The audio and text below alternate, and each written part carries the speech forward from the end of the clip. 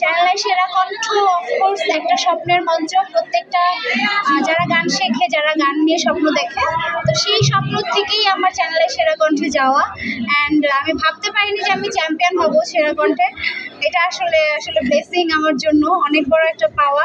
কারণ স্বপ্নের মঞ্চ, স্বপ্নের মানুষ। আমাদের জাজ ছিলেন শ্রদ্ধেয় রুনা লালা ma'am, Samina Chowdhury ma'am and Rezwana Chowdhury বন্যা ম্যাম।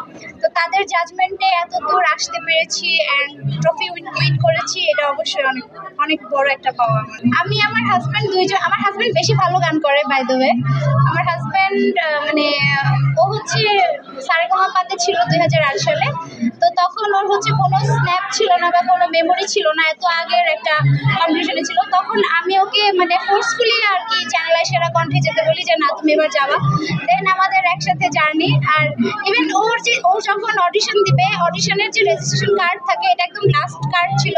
তারপরে এতগুলো মানুষের মধ্যে ও কার্ডটা মানে যে একরকম গ্র্যাব করে নিয়ে তারপরে অডিশন দিতে ঢুকে যায়। মানে তারপর থেকে ফাইনাল রাউন্ডে আসবো, ফাইনালিস্ট হবো, এটা আসলে ভাবতে পারিনি।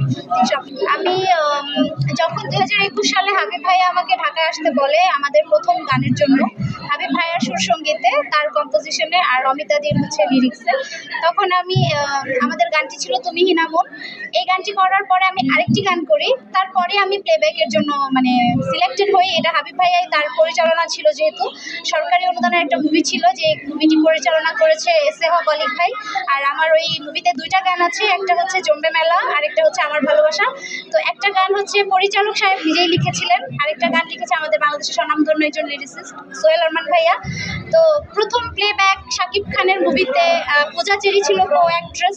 তো আমার জন্য সেটা মানে একটা বিশাল পাওয়া। আর সবাই মানে চায় একটা প্লেব্যাক সিঙ্গার হবে, তো আমি একদম ডেবিউ হয়ে গেছে আমার প্লেব্যাক সিঙ্গার দিয়ে।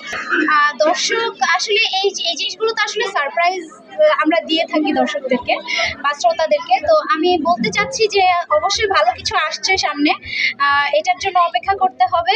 আর আমাকে দোয়ায় রাখতে হবে আপনাদের, যেন ভালো ভালো কাজ উপহার দিতে পারি। একটা প্লেব্যাকের নিউজ আপনারা খুব শীঘ্রই পাবেন, আমি আশা করছি হয়ে যাবে। তো সব কিছু স্মুথলি যখন হবে তখন আমি নিজেই আপনাদেরকে ডাকবো আর সবাইকে খুশি সংবাদটা শেয়ার করবো।